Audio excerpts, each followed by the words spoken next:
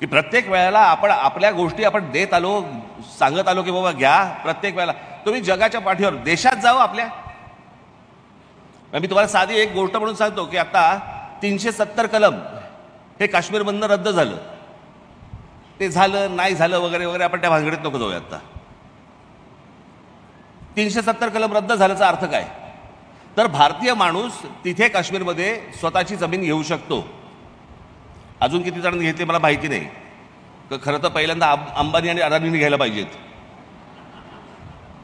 आता लोकांना विश्वास बसेल ना की बाबा जायला हरकत नाही.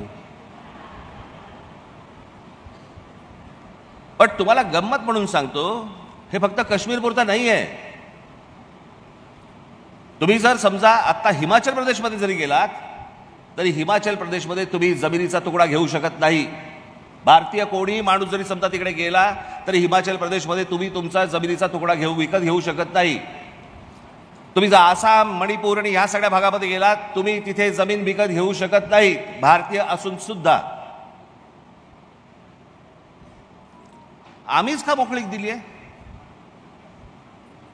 आमच्याकडेच या सगळ्या गोष्टी, तुम्ही या आमची जमीन घेऊन जा, तुम्ही या आमची जमीन घेऊन जा, हा जो प्रकार आहे, अहो तुमचं अस्तित्व टिकलं नाही, भाषा कोण टिकेल? तुम्ही जर असाल तर भाषा टिकेल नो. माझी उदयजी सावंत यांना विनंती आहे की मराठी भाषेबरोबरच मला असं वाटतं राज्य सरकारने आपल्या मराठी माणसाचं अस्तित्व देखील तसंच टिकवलं पाहिजे. ते टिकणार असेल तर मराठी भाषा टिकेल.